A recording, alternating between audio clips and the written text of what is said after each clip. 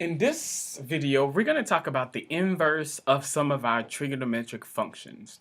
And so I'm going to start with the inverse sine function here. Remember, in order for us to have an inverse function, right, our function first has to be one-to-one. Remember, we determine if a function is one-to-one by doing the horizontal line test. Now, if I look at my sine function here, of course, it's going to continue. It's a periodic function. This function is not would not pass the horizontal line test, right? Because my x-axis is a horizontal line, and I can see that it intersects my x-axis at more than one point. In fact, there's an infinite number of points where it crosses my x-axis. And so since we still want to find the inverse, what we'll have to do is restrict the domain of the sine function in order to make it one-to-one. And the way we do that is we just, I'll be honest, we just pick a part of the sine function. For instance, we're going to pick the values, and this is the general convention that everyone sticks to. We restrict our domain to be from the x-coordinate of this point right here, which is this point. It would be negative pi over 2, negative 1, and it'll end at pi over 2, 1. And so if I look at my function y equals sine of x, this function has a domain. And when I want to find the inverse, that's restricted to be from negative pi over 2 to pi over 2. And its range is going to be from, well, my y values are from negative 1 to 1. Okay? I'm just going to highlight the point, or the fact that it includes the point 0, 0. Okay? And so if I wanted to find the inverse of my sine function, remember we can interchange x and y, and we can solve for y. And so I'm going to use some red here. So I interchange x and y, so I get x equals sine of y. And I basically want to find the functions that undoes what the sine function does, right, to the y, and to get me back to x. And I know I can find that because this is now one-to-one. Well, that function, we're actually going to write it using this notation here. And so my inverse function is f inverse, that's our notation, would be sine inverse of x. Remember that negative 1 means inverse, and it does not mean actual raised to the negative 1 power doing a reciprocal, right? We can write it as y equals sine inverse of x. We can also write it, because a lot of people confuse it, as arc sine of x. Y equals arc sine of x. So these are two ways to write the exact same thing. The domain of that function would be from negative 1 to 1. Remember, if we interchange x and y, we have to interchange our domain and range. And our range will be from negative pi over 2 to pi over 2. And so if I want to graph my inverse sine function, I would interchange my x and y coordinates, right? And so my x-axis is actually going to go from negative 1 to 1. My y-axis is going to go from negative pi over 2 to pi over 2. And I'm going to plot my points here. I'm going to have the points interchange x and y, negative 1, negative pi over 2. So I go left 1 and down pi over 2 units. I still have my point 0, 0. And I have the point pi over 2, 1. Interchange that. It'll be right 1 up pi over 2 units.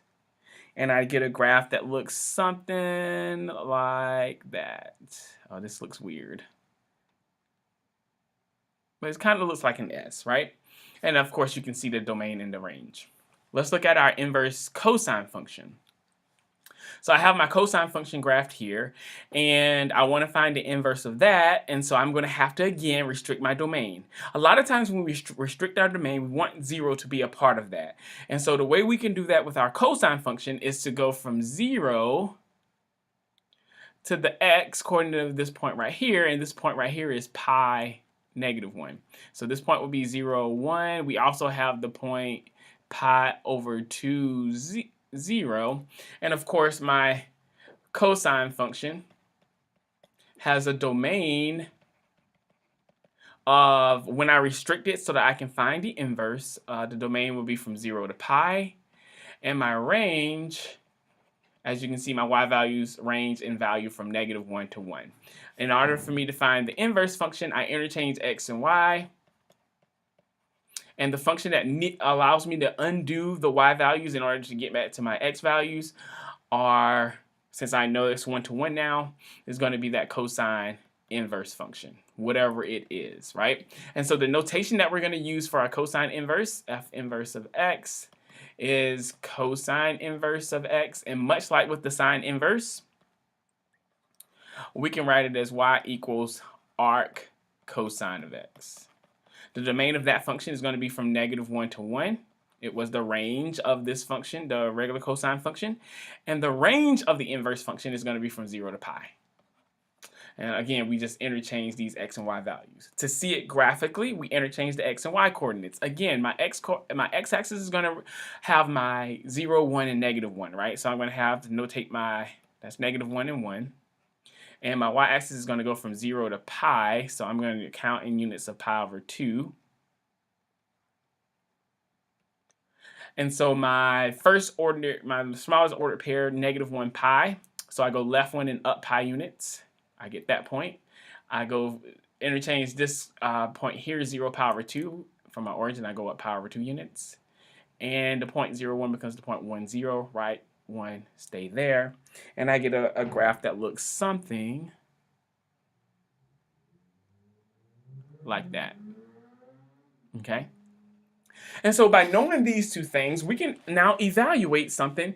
So let's look at an example where we evaluate, let's say, let's start with sine. Sine inverse of -√2 over 2. Whenever I see this, I have to think inverse. So we can't think the same way that we were thinking before. We have to think inverse, right? What this is basically saying is find the angle theta such that the sine of that angle theta is -√2 over 2. And we have to be sure that we know that since this is the sine inverse function, this has to be an angle between -pi over 2 and pi over 2. This part right here makes this difficult. Okay? And so what I like to do is I like to look on my unit circle, and I like to look at angles from -pi over 2 to pi over 2, right? If I think about my unit circle, this is going to be weird, but -pi over 2 is here. I get 0, and pi over 2 is here. So I've got to look at my angles, those ordered pairs that we remember, and I got to find the one that has a y-coordinate of -√2 over 2, and that one, my friends, is -pi over 4. All right, let's look at one more. I'm going to do the cosine inverse of, let's say we do -√3 over 2. All right, and so now that I'm looking at my cosine inverse function, I've got to find the angle theta that is between, it has to be between 0 and pi, such that when I take the cosine of that angle, I get -√3 over 2. Now, 0 is here, pi over 2 is here, and pi is over here. So when I think about my unit circle, I've got to find the angle that's over here in this area that has a x-coordinate of -√3 over 2, and that will be 5 pi over 6. Okay? And so this is our introduction to our inverse sine and our inverse cosine functions.